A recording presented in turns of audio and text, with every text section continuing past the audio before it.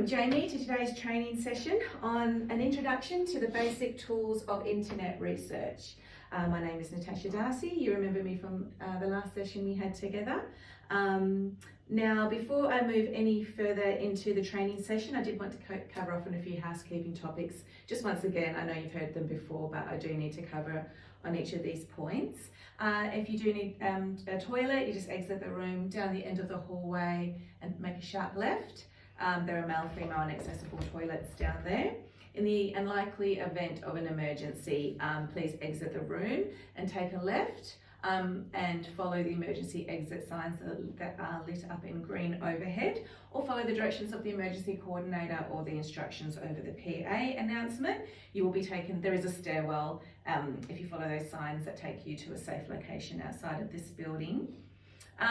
In terms of your comfort, the ergonomics of this room are very well set up for you. So the chairs are adjustable in every way possible. This desk can move up or down if needed. And if you need to stretch or if you're uncomfortable in any way, please let me know throughout the training session. And just finally, if we could have our phones on silent for the duration of the training session. If you do need to take an urgent phone call because there's just you're a single learner today, just let me know. Yep. That's fine, we'll pause the session and you can step outside of the room to take your call. Okay, that covers those topics off. So today, you might, just to review on last training session, we looked at planning for internet research, and today we're going to move a bit deeper into the actual searching part of internet research. It's quite a technical topic, I will say, but we will keep it pretty simple today because for your purposes and what you're training for, you really only need a basic understanding so that you can, use the Google functions accurately and get the best search results you need. But just for your information and some background info, internet searching, search engine optimization, those are big technical careers basically. People are building their careers on these things now, and in some organizations, particularly the larger ones, have entire departments of staff dedicated to that, to effective internet searching and making sure that their company websites are coming up first when people are searching for certain things. So, but we will not be getting too deep into that topic. So today we're looking at the tools for internet research, web browsers, search engines. There's a difference between those two things that we'll look at, and using search terms or search queries or keywords. There are different phrases for that to generate the best and the most effective results for your needs. In terms of today's learning objective, by the end of this session, you will be able to understand the tools of internet research, like web browsers, and how they are used for internet research. We won't be covering off, even though it's part of this unit of competency, because I've looked at your learning profile and you're quite familiar with using computers, I will not be covering on how to power up your device today. That would just be silly. You know how to use your computer and how to switch it on. But we will be looking at internet applications and using effective search terms to implement internet searches. So that's how we're going with the objective today.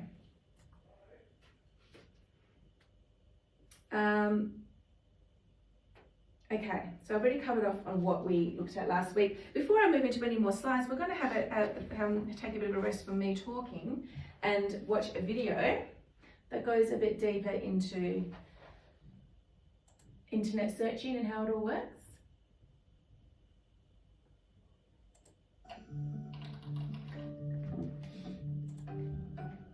When we need to research something or find an answer to a question, we typically go online. Maybe we want to know when a new movie comes out, or what the largest animal in the world is. Or maybe we want to find out how long it would take to fly to Mars. But there are billions of web pages on the internet, and no one has the time to look through every single one to try to find what they're looking for. Instead, we need to use a search engine. There are different search engines out there, like Bing, Yahoo, and DuckDuckGo, but the most popular is Google. You've probably done a few Google searches yourself, but do you know how it works? When you do a Google search, you are actually searching through Google's archives of web pages, not the entire internet. Google uses programs called web crawlers to find pages to add to their database. These pages are labeled and organized or indexed sort of like books in a library. This way, Google can find what you're looking for quickly, usually in only a fraction of a second. Now, let's take a closer look at the search engine results page, or SERP for short. The words we type into a search engine is called a query, and the results of your search can look different depending on what you search for. Let's do a search for pizza and check out the parts of a Google results page you'll see most often. A lot of times when you're searching for something you can buy, the first few results will be paid advertisements. We can see a couple of them here. These are labeled with the word sponsored. These are ads paid for by pizza companies who want to show up at the top of the results. Even though these ads are about pizza, they may not be the most relevant or trustworthy sites.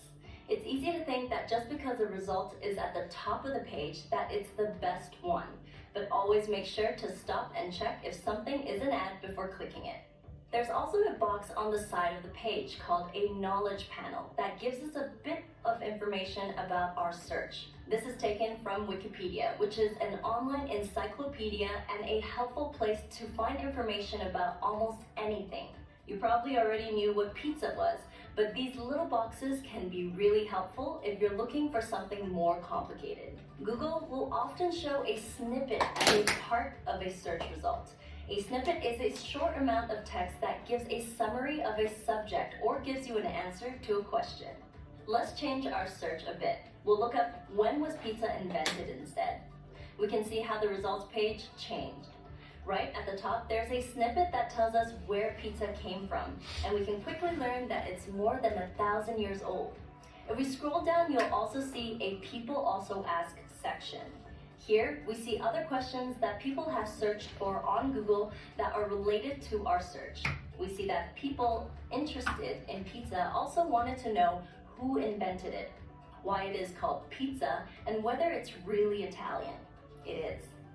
These snippets and the other extra information Google shows can give you some quick answers to your question. But remember, if you're looking up something important, it's best to locate a high-quality source on your search results page and do some additional research.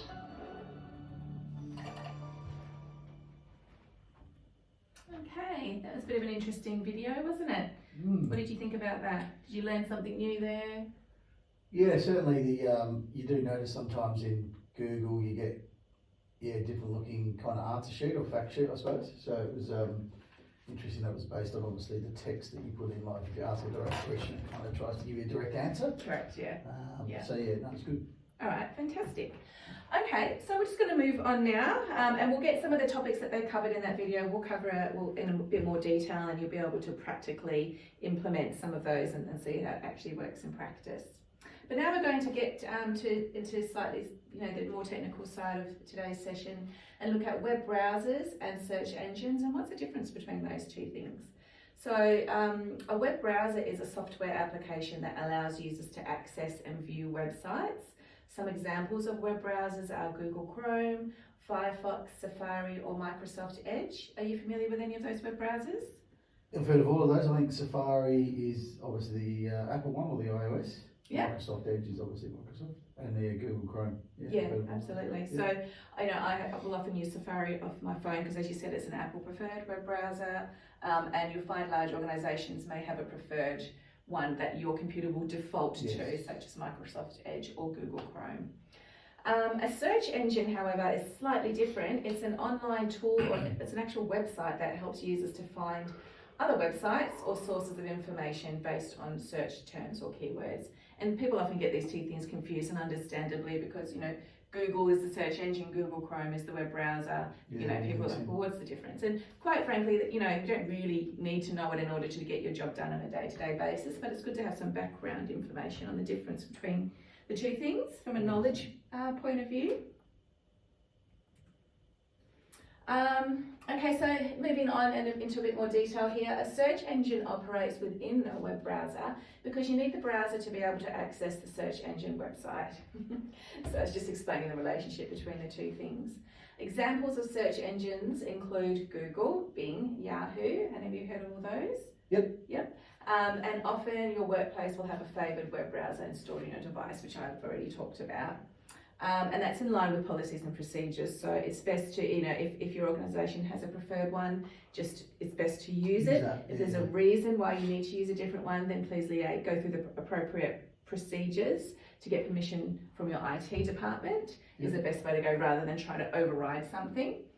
Search engines will use a number of factors to rank your search results, and we'll talk about that in more detail later.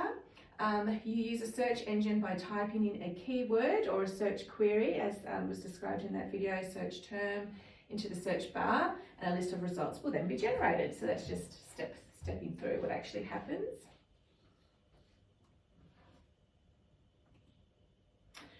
And let's just summarise what we've talked about. A web browser is a tool for accessing, navigating and interacting with websites. A search engine is a service for finding web pages or content based on search queries. They are different, but they work together to allow you to conduct research or general searches on the internet. Okay. Moving on. Have you got any questions for me so far? Is everything making sense? Yep. Yeah? Yep. Okay. Yeah, absolutely. I think it's true about that, not understanding, when you Google something, you're Googling it, like you don't know that Yes. Google Chrome or Google search engine. Correct. And Google has become, from a branding point of view, they've become so dominant that even when people aren't using Google, they'll say, I'm Googling it. Yeah, which is such a success story in terms of branding. Yeah. But that's just become a generic term for a lot of people to just mean they're doing an internet search. Yeah, 100%. Okay, going more into search terms or keywords, which is something that's going to be really important for you to understand and do accurately and efficiently when you're being asked to undertake an internet research task in your role at CSM. So search terms or keywords are the specific words or phrases that people type into the search engines to obtain the information they are looking for. These search terms help the search engines to match user queries with websites or content. So there are different types of search terms. So a really broad search term is best TV show. Certainly, that can obviously generate a very broad type of result, and you'll get many, links. And specific search terms, best comedy TV shows of 2024. So which, if you were given a topic to search on, would you think you would go to use a broad search term or a more specific search term? Specific, I would think, Yeah, to narrow down your search results and save you time. Otherwise, you're going to have way too much to go through. All right, we're going to move on to a little bit of an activity now and have a little practice on just some basic searches. So just to get you warmed up with using a search engine. Now, the organisation, the company we're with at the moment, their preferred search engine is Google. Have you got Google on your computer? Chrome, yeah, okay. That Google Chrome's your browser, and it'll open up Google. Search engine, right? So there's a difference between the two. All right, so let's have if you can just have a little a search for me. I'm not asking you to use these. You determine what search term you want to use, but these are the topics I'm asking you to research. Ideas for vegetarian lunches, and maybe show me what kind of results you get, or describe to me what results you're getting. Yeah, so we've definitely got some of those sponsored. Yes. So we've got some Coles supermarket kind of meals that have come up. Okay. And then there's a couple of websites, and then there's actually a recipes section as well. Great. And then it's got the people also ask. Right. So it looks like alternative questions, because ideas for vegetarian lunches is pretty broad. There's like, what do I want? What do you pack? What is a good vegetable? So a bit more specific, and then they hit more web pages. So what we're discovering here is that ideas for vegetarian lunches really is quite a broad search term, and it's given you, Google's really put some thought into that and thought, let's give him a whole variety of things. You've got recipes, you've got prices from supermarkets, you've got sponsored ads, which we talked about in the video to be aware of, because people have put money into ranking high there, and that's something we're going to cover into more detail in the next session. But let's try again and see what happens with best places to visit in Melbourne. Best places. Yep. So it's got I think they called it the fact sheet, or the knowledge window. Knowledge window on the right. So it actually talks about Melbourne itself, population, how long it's been around, etc. Then it's got top sites. And then it's got outdoor attractions, more things to do. And then it's got sponsored ticket and tours specifically, and then lists into the web pages with some big names like TripAdvisor, Australia.com, which is obviously Australian tourism, I'm thinking. And then a bit further down, it's got People Are, so it's a little bit, it's got all that same stuff, but just in a slightly different way. And then it's got a YouTube video. Okay, great. So it's really giving you a whole bunch of Oh, options because yeah. again, best places to visit in Melbourne has a fairly broad search term. And we'll talk about ways we can narrow that search and make that more a specific broad term and a more specific search term in a second. And now here's a really basic question, the weather tomorrow, which I think you and I can agree not many people will move to their laptops to find out what the weather is tomorrow unless they're already on there. It's so accessible to us Yeah. in other ways, but were you fed It what you gives needed? Yeah, it gives you the 7-day forecast. Just gives you the answer. Yeah. Yeah, basically. So it's quite And advanced then there is websites underneath that. to give you more detail. Yeah. Yeah, okay. That's great. So you're pretty warmed up with using Google. Yeah. You're getting familiar with 100%. the navigation of a page. Yeah, that's right. Okay, let's move on to our next slide. So we looked at some very broad search terms there. Google's pretty clever. It gave you lots of, they're not sure what you exactly were looking for, so it gave you a whole bunch of options. But if you had a really effective search term that you were using, you would get what you needed quicker. Yeah. So some tips for effective search terms include, be precise and specific with the words you are using. Use detailed and focused words that describe exactly what you are searching for. Exclude irrelevant words, so you're not having a conversation with Google, just get to the point and ask it exactly what you need.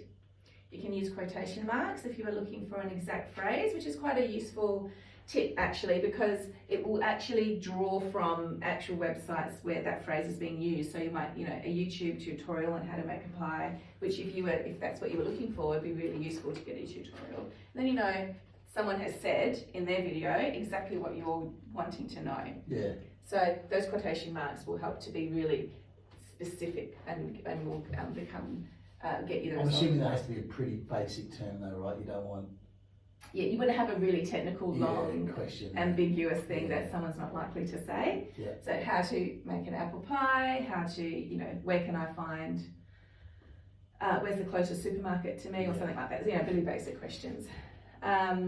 Phrasing your search as a question can generate better results. What is the best way to fall asleep quickly? So that's just another way to get Google fishing around in a different way. Yep. And sometimes if you asked it, as a phrase and didn't get what you're wanting, then maybe try and rephrase it as a question, then you might find it that way. So it's just some tips of how to mix it up when you're looking at slides, looking at search terms. Okay, so we're going to do another little activity now. We're going to have a go. Do you have any paper with you, Jamie, or would you like me to provide you with some? Oh yeah, if I need to write something down. Yeah, we're going to look at writing preparing some search Oh, terms. yes. Or you can type them in your I was computer. going to say I'll type. Okay, you've got access to Yeah. Word there. Okay, somewhere to write those. Okay, so let's write down some search terms. Okay, for the following scenarios. So, when you start in the workplace, let's say you said as we talked about in the planning phase, someone's going to come with you, going to come to you with a specific internet research request. Yep. And you're going to talk through, the objective of that and get all the details, and that should help inform your search term that you use when you start researching. But let's have a go at writing our own search terms. If you'd like to take a few minutes now to write a search term that you might use for you'd like to buy So a red a bike. more specific one, yeah? Yes. So basically, you'd like to buy a red bike, create a search term. Yeah, so Yeah. in your mind, so we haven't given you the details here. So you think, how can I make that more specific? Yep. Your daughter is looking to buy a ball dress for her school ball, create a search term. You would like ideas on where to go on your next holiday, create a search term. Okay. So So I'll if do you that were- on 3 separate pages, eh? Yeah, whatever's works for you. Yep.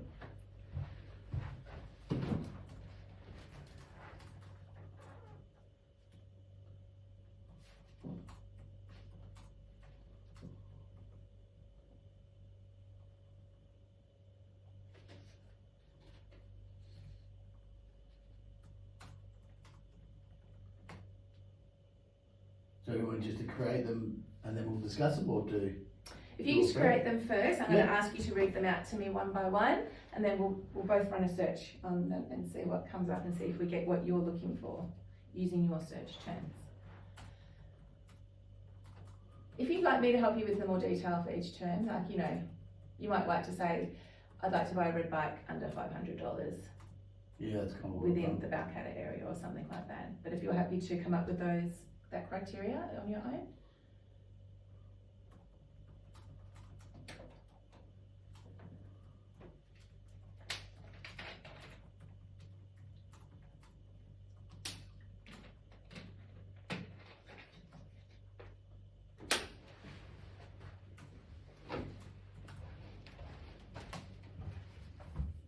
Okay, I think I'll, Oh, that's quick. yeah, I'll do a bit of Googling. Okay. So, for the first query, what criteria did you come up, before you read your search term, what did you think in your brain about what more information you would add to make that a more, what are you looking for to make that a more specific Yeah, so search query? I kind of thought I have to differentiate between the type of bike, so Yeah. adult or child, because again, too big a range, so I kind of narrowed that down.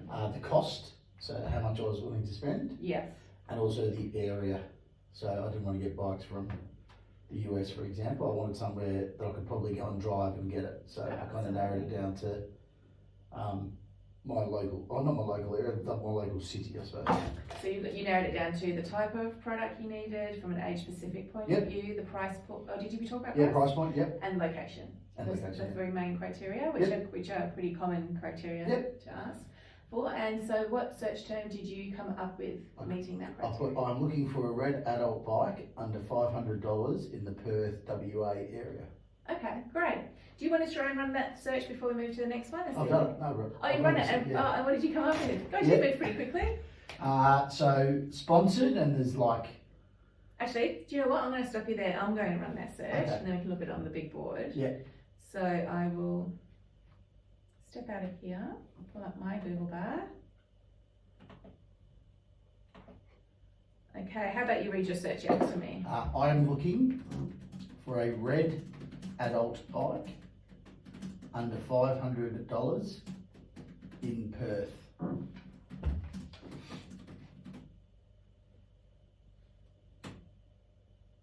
Okay, so that looks in. Oh, what's happened there? I wonder why that didn't come up there. I think you just have to Exit. close slide. that down, I think, close it.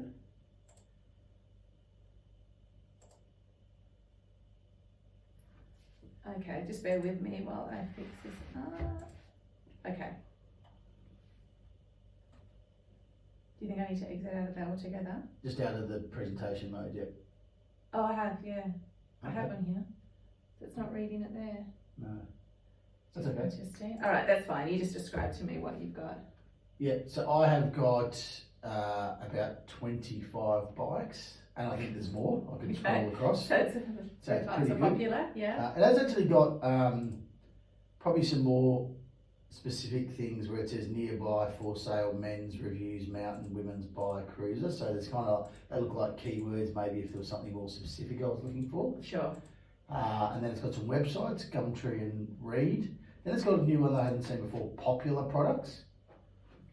So it looks like these are maybe ones that are discounted or they've got good reviews, and then there's just goes into a whole heap of local bikes which look recognisable to me. Okay.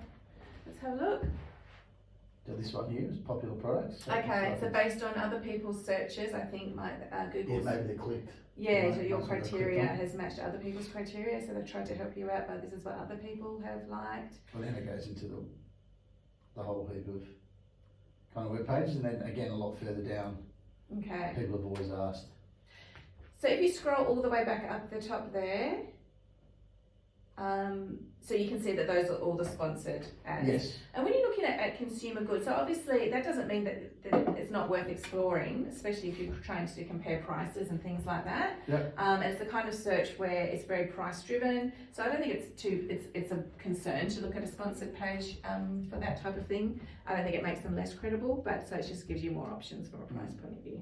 Okay, so let's move back to if you want to jump back into your search term document.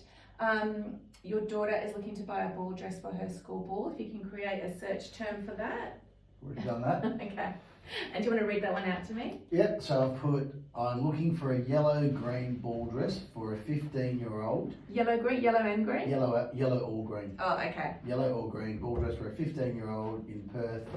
Maximum spend $500. Okay. Is that, I don't know how much a ball dress costs. No, that's probably, yeah, or they can go higher. Yeah, I'm assuming so. Okay, and when you run the search, Yeah, so it's kind of gone straight to websites. On the right-hand side is the sponsored. They're all yellow, but the kind of initial things from the web page are all different colours. It looks like they're just general ball gown places. yeah, That's it. okay. And then at the bottom, there's the people who also ask, how do I choose a ball dress? What are the big ball gowns called? Do ball dresses have to be long? They sound like fathers that are looking for. Yeah, no, I find those really useful where Google feeds in, gives you what other people have searched for that's might be even mildly related to your topic. Yeah. Because then it's like other people are engaging in a similar search, but they've used different search terms, and it's basically prompting you, would you like to try this search term instead, which I think is really useful. Yeah, 100%. When you're looking for something very visual like a ball dress, if you look at the top of your Google search page, do you see that it gives you something called images as a tab? Yep, shopping images, videos. Correct. So images is a great one to click on there. So if you wanted to collaborate with your daughter and show her the dresses that have come up in a search, that's the place to look. It cuts out all the other information and just launches straight to the images. Yeah. And those images will then link to the website. So that's a great way. When it's visually driven, go to images first. If then you can see what you might like, then you click on that, rather than having to go through a whole bunch of links. We can't even see what the dresses look like. Yep. So that sounds like that was a pretty effective search term you came up with there. Yep. I didn't feed you any ball dresses for $2,000 because you said $500 and under. So that's you set some parameters and some boundaries there. Okay, let me hear what you wrote down for the last search example. I'm looking for ideas for a family of 4 holiday in December, including the snow. Okay, and how did you go? That was a very specific search. Yeah, I kind of thought the time of the year, yes. We're getting into Christmas. Uh-huh. So it's come up with kind of TripAdvisor, December vacation with little kids, Reddit, Mummy Travels. So a lot of web pages. Yep. And then packages, and then probably more exclusive, like people have always searched for white Christmas holiday packages 2024, cheapest white Christmas from Australia, best place to visit in December with the family. So yeah. Okay, can you just read out your search term once more? Ideas for a family of 4. Sorry, Ideas for a family of 4 holiday in December include snow. So what might be a way, because I feel like that still gave you a pretty broad result, like a broad range of results, didn't it? It's not, yeah. Do you think you could can you think of a way that you might be able to narrow down that search even further? Maybe budget. Yeah, budget's definitely one way. And another way I'm thinking of that you haven't quite touched on yet is, what do you think? Location. Location could be one. Probably not thinking of the one you're thinking of. I'm thinking of the age of the kids. Oh, right. Because I think that would really Yes. determine the Babies type up of to- activity. yeah, Correct. Because yeah. if you were going with toddlers or you're going with teenagers, I Yeah. feel like the Google will feed you completely different results on what might be appropriate locations and appropriate activities. So that's a good way where you think, it's a good example So of. you put 4, 2 teenage kids, for example. Correct. Yeah. Yeah. Or 2 toddlers. For a family, including 2 teenage kids. Yeah, cool. Yeah, or Yeah. 2 children, for a family with children over 18, and then you would get, pubs and clubs and that kind of stuff. So Yeah. even when you think you're being specific, sometimes there's ways of narrowing your search even further to get the results that you want.